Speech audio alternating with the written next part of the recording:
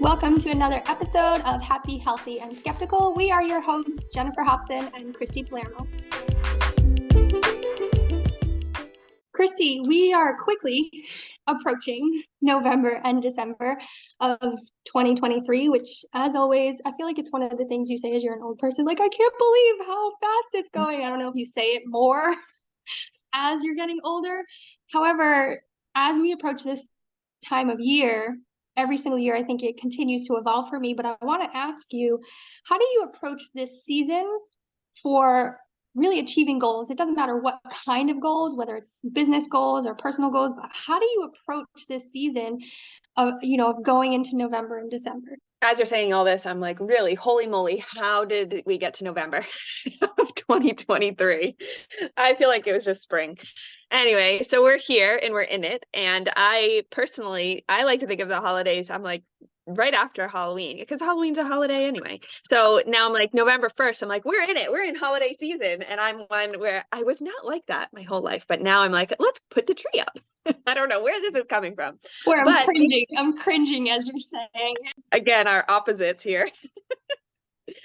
But even being a person who, it's just more that I like to have the decorations up. It doesn't mean, I'm celebrating Christmas for 2 months. It's just I like the festive feeling of it all. So even being that kind of person where I want all that stuff around my house, I'm still thinking of, okay, the actual holidays are only 2 days out of the next 2 months, and 3 if you count New Year's. So up until, as the holidays are finishing, we have 3 days out of 60. We're at 60, give or take a couple days here. 60 days left of this year, the holiday season. And so I'm not letting the 2 or 3 holidays be overrun all the other days of these 2 months left of the year. So I first start thinking, where do I want to start the new year? So thinking of my goal, which is actually a beginning goal for next year, but it's my end goal for this year. So I'm working backwards from where do I want to end this year to then go into a new year. I don't want to be starting from ground zero and like just starting to get momentum going on the first, because that feels a lot worse. If you push everything off until the first, like it has a heavy feeling and it's not motivating, and it's hard to set goals, or some people do resolutions. We've talked about before how neither of us really use resolutions, but really setting goals for the year. So we're thinking about that now, but where do you want to prep yourself to start the new year from here? Because there's a lot of time. There's a lot of time between now and January 1st. And so, for anybody listening, Jen and I work with a lot of people about health goals, and we're health coaches. And so that kind of thing comes to mind when I think of this season too, is we're coaching people that are like, oh, well, I'll just start after the new year. And we're always like, wait, put on your brakes, because there are so many meals around the course of these next 2 months. Let's go into the new year feeling great, because that is one going to help you to make better choices on the actual holiday. And yes, definitely enjoy the things at parties, like enjoy that stuff. I'm not saying I'm going to cut all that stuff out for the whole season, but when you're on a better track, like starting right now to eat healthy, which I even have to myself, like, okay, I know I have plenty of time, so let's go right now. Let's begin.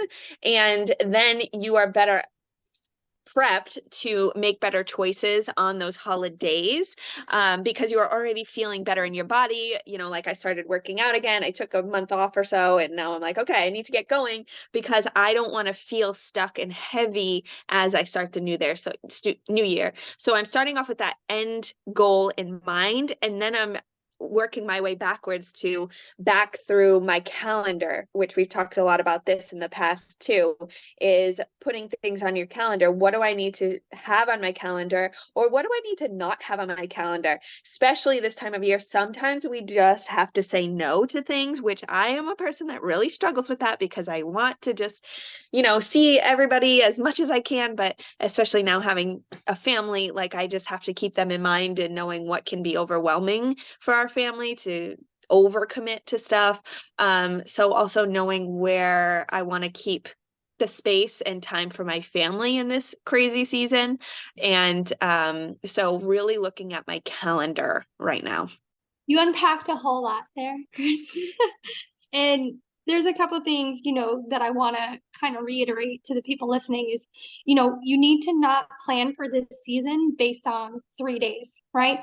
Even when you're talking about the health side of things, right? Stop creating, there's 90 meals in 30 days. Why are you basing 90 meals off the 3 meals you're going to enjoy or whatever it is? And I think we think of in June or July that 60 days is a lot. So why are we not applying the same thought process to these 60 days? And then I think you also said, crazy season. I truly think this season only has to be as crazy as you allow it. And that's the truth about it. If you allow it to be that O word, not the good O word, the overwhelming word, if you allow it to be overwhelming, it will be. If you go into it thinking this is going to be hard and crazy and just too much, that's what it's going to be. And I think a lot of times, like you, I look at the goal. I don't just look at where I want to be at the beginning, but I kind of want to I want to before January 1st, take a look at what I said I wanted to accomplish the last January 1st and go, how far have I made it? Have I made any movement forward on it? Have I not even started the things that I said I wanted to do? Or am I halfway there? Have I stopped? Have I paused? Where am I on the journey for that goal?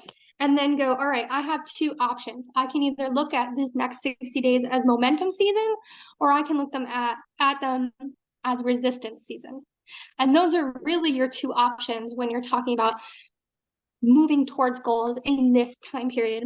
And I think the biggest thing that happens on January 1st is if you didn't decide on November 1st that you were going to keep showing up in small increments of time consistently, not a whole, the whole day, but small chunks of time every single day for the next 60 days, what happens when you get to January 1st is if you have shown up, you have momentum. And if you think of January 1st like the rocket ship of the existing goal or a new goal, you're either exploding into the air because your jetpacks have been full, they're filled with fuel, or you've been so resistant that you're trying to launch a rocket with absolutely no jet fuel and you get like you're literally crashing and burning before you even get started.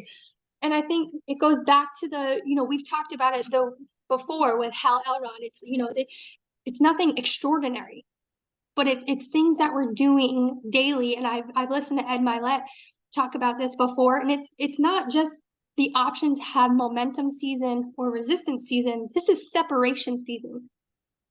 And I think some of the things that, you were saying is going into it, I need to decide which one it's going to be for me. And here's the trick. You have to be committed to your decision because you might decide that you're going to create momentum and then you don't take action, or you're deciding that you're going to, and I don't think it's really a break for that long of a time. A break is a certain amount of time, but you just completely stop moving towards the things you said you wanted to achieve. And that's what's happening is you're separating yourself from all the other people that want to do the same thing as you. And they're the people that are going to keep working towards those goals. And they're going to be so much further than you and where you said you wanted to be on January 1st. But it's also the opportunity to separate yourself from your current self, where you currently are.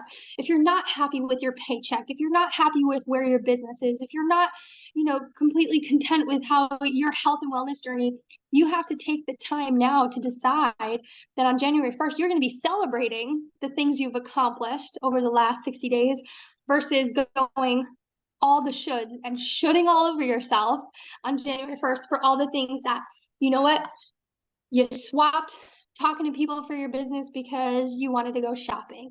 You swapped it because you said yes to 85 Christmas parties. Whatever it is, there's going to be so many things you can say yes to. And I think especially because we're in full swing, I feel like, as of 2023, from all of the craziness that started in 2020, there are so many fun things that keep popping up on my Facebook of like, here are events that you could do. And it's like Christmas markets and shopping and stories for the kids. And honestly, if you tried to do all of it, you can't. There's just no way that you can. So how do you go into it? And that's why I asked you that because I think it's super important to have the conversation and have our listeners think 60 days is a whole ton of time for me to make a big difference, or you're in the mindset of 60 days isn't enough time. Yeah, and I love that you mentioned calling it separation season. I think that is so great because, right, it makes me think of Ed Mylett and him talking about it on his podcast, and just separating the way you put it, separating yourself from the pack, but also separating yourself from your version now or your past self, the person you're growing out of. I think that's a great way to look at it, because what are those things? What are the things that are going to separate you from either those other people or or yourself to be better? And the things that come to mind, which this is one of the things Ed Mylett's always talking about, it's his latest book, is about doing one more. And I totally agree with that, because it's not, as you said, it's not like all these extraordinary things. It's just minute little moments of effort. It's small little things that are going to inch you forward. And that's another thing he said that I really liked, is he said, this is an inches game. It's not miles. It doesn't take running. Like, it's little things every day that compound. And it's an inches game. So it's doing the one more rep, having one more healthy option instead of going for the stuff that is going to make you feel like crap anyway, especially as I think of all the Halloween candy out there right now. I can agree with that. Well, and I mean, think of it this way, right? No one I have ever met that has successfully run a marathon. I say successfully. You're successful at running a marathon if you finish. That's really what I believe. However, no one that has successfully finished a marathon on their first day of training ran 26.2 miles. That's just not how you do it. 100%. It's just, that's not how you achieve success. And if you apply that same thought process, guess what you're doing when you're training for a marathon? You're running different intervals. Some day you run 1 mile, some days you run 4 miles, sometimes you take a rest, and then the next day you run 5 miles. And then as you continue to train for that, you start to increase, because you know what? You ran the 1, you ran the 3, you ran the 5, you built momentum, and now your body and your brain truly believe that you're capable of it. And I think that's what people have to remember, is going into this season, first, you have to make the decision. Is it your momentum season? Is it your resistance season? And are you going to separate yourself from your past self or from the pack? Guess what? I'm excited if you've chosen the things that you want to do, but guess what? There's a whole ton of other people that also want to do it, and someone is going to end up on top. And you have to decide whether or not it's going to be you. And it doesn't matter what your top is, right? Your top might look like an anthill compared to someone else's dreams and goals and visions, and that's okay. Don't take time to compare to those other people. Focus on the actions you said, okay, this is what's going to get me to the top of my hill, and take it every single day. One more, just like you said, one more call, one more rep, one more healthy dinner, right? One more walk. You know what? You're in a bad mindset. One more ridiculous song to listen to, whatever it is, until you do it. First of all, you're not going to prove to yourself that you're capable. Second, you're going to start to feel resistance. And third, you're going to get to the end of the 60 days and go, I should have, and I've wasted my time.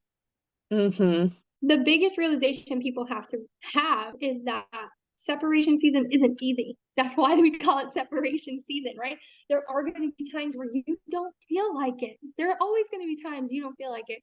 For us up in here in New England, guess what? It's going to be cuddle season real soon. It's going to be cold, and you're not going to want to get out of bed. You're not going to want to get off the couch. You're not going to want to pause Netflix. But guess what?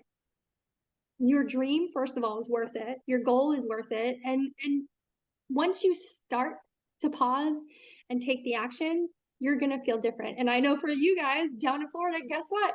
It's still going to be nice as heck out. And there's going to be days where you'd rather go play at the park, or you'd rather have a sunny picnic day. And those are always the option. And you just have to make the choice. What you're working on now will serve you in the future and create that future where you can do the things that you want to do more often. And I know that's really hard for people, because guess what? Separation season is there for a reason. It's not for the weak. It's not for the people that want to have cuddle season. It's not for the people that want to keep pressing play on Netflix. That's what separates you from everyone else. Everyone else is going to choose those things over moving the needle and achieving the things that they want to achieve and hitting the goals that they want. That's where it shows up. It's when you say, I have more determination and I have more consistent action to show up for myself, where the other people choose to go to the 85 Christmas parties and get overwhelmed and buy everybody they know in their phone book a birthday present and a Christmas present and all the things. And what's funny is at the beginning, you said, you're like, I'm excited. I could decorate my house right now. And I come from retail, right? I spent over 10 years in retail and then an additional 6 years in retail corporate. And after being there, you're almost like sick of Christmas. And I grew up, right? I grew up loving Christmas. I'm a December birthday.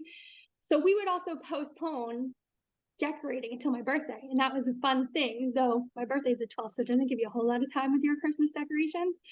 So that whole idea of going, you know what? I want to take pause. For me and my brain is going, you know what? Halloween, it lives in its own bubble. I still have my Halloween decorations up because I like them. And then, yes, sorry guys, I have a Thanksgiving bubble and I really, truly enjoy Thanksgiving. I actually really, really like it. Then I have my Christmas bubble. And that's how I also apply it to my goals, is going, you know what? Yes, it's 60 days, but I'm going to break it down even further. What am I going to do in the next 30 days? Because what I do in the first 30 days is going to directly indicate how I'm going to show up for the second 30. So I truly believe if I'm looking at 60 days, the most important are the ones I show up at the beginning.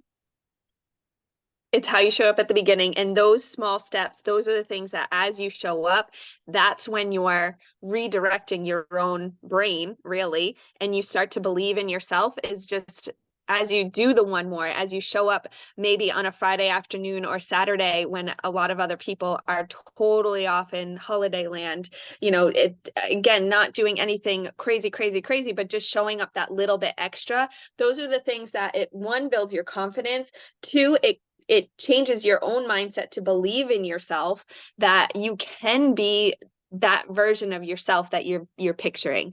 And it's those little bits of confidence that gets you to, oh, you know what, I can do the one more again tomorrow, or doing it one more day, or whatever it may be that you're working towards. And so it's really, I say the word convincing. I think I got that from Ed Mylett too, convincing ourselves that we can be a different version of ourselves. And that's where it starts. But also we can get pulled back, because even if we're subconsciously maybe not even realizing it, sometimes we don't want to separate ourselves from the pack. So that's my question for you, Jen, is what about those moments where you want to do the things, but we're not really doing them? And it's because if we really get down to it, it's like, oh, well, maybe I don't want to like separate myself from the people I'm around. Maybe I don't want to like run ahead, and then I'm going to be outcast, different. I don't know the words I'm looking for, but what would be a way that you work through that? Well, first of all, you have to recognize it for what it is. It's self-sabotage. When you really break it down, that I don't really want to stand out from the pack. I want to assimilate. I want to be like everyone else. I want to have the same complaints at the end of the year. That all goes to self-sabotage, and you have to do the work around the self-sabotage. Figure out why are you choosing to self-sabotage? Do you have money stories? Do you have success stories? And you have to build your belief. And I truly believe you got it. That's where the journaling and the reading and finding a mentor and even a supportive group, that if you don't have the belief yet, they're instilling the belief into you, right? They're supporting you, they're speaking right into you. And that's going to be really hard, right? Because a lot of times during this season, we spend time with family. And I know for a lot of people out there, family is not the most supportive group in their life. And that can be really, really hard. So when you are separating yourself from the pack, or you're a little hesitant because you don't want to hear, Aunt Lucy tell you why would you want to be an entrepreneur? Or you're pretty any size, right? You got all these so nasty comments that they think are trying to be supportive. And you have to protect your mindset. If you truly want to achieve the goals that you have, it's time to stop self-sabotaging. It's time to do the work around self-sabotage, around your mindset. And it's time to weed out the garbage, right? Unfortunately, everyone was brought into our lives for a reason, but it doesn't mean they get to stay. And sometimes this season can have so many words. I think there's so much growth opportunity in this season because you get to kind of take a look at the people that you spend the most time with. You get to kind of look at the people that you allow to speak in. I want to say speak into you versus speak down to you. You get to do the journaling, you get to read the books, and you have to make the time for it. So for me, I have to consciously be aware of my self-sabotaging habits and make sure that I'm not falling into those habits that aren't serving me. And I do that by listening to positive podcasts, by doing the journaling, by reading the books like Ed Mylett's Power of One More, the things that are inspiring me to be part of the people that are separating versus the things that are telling me it's okay with being comfortable. I don't want to be comfortable right now. Right now, I want to be growing. I want to be, growing my business. I want to be helping more people. And I can only do that if I separate myself from the pack. So I think what you asked is a really great question. And I think for people that really want to get past it, you have to do the work around self-sabotage, and you have to identify what you're truly willing to give up. Are you That's a willing great way to to put it. Mm-hmm. it is. Are you willing to give up the people that aren't speaking life into you? Are you willing to give up the events and all of those things that don't serve you? So this is a really good time to go, what am I grateful for? What am I willing to give up? And what am I working towards? Yeah, I think that's a great way to sum up this conversation. And also, because you mentioned self-sabotage, we had a great conversation months ago, actually, about self-sabotage. So check that out.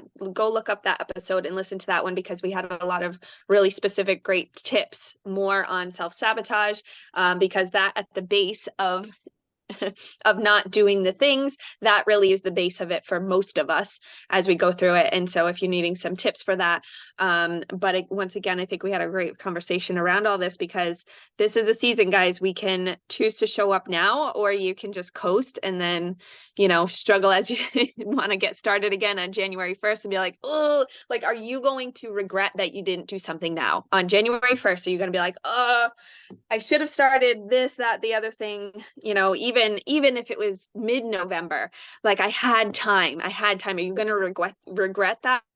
Are you going to wish that you did it now? So make that decision for yourself. For sure. And I think, don't get us wrong, you can always get started wherever you are. However, why not start now? And I think that's a great way to end this conversation. I want to hear from you guys. I want to hear how you're separating yourself from the pack. And then even when we follow up, I want to hear how you did separate yourself. What were the wins and successes for you? So join the conversation. You can follow us on social at Happy, Healthy, and Skeptical.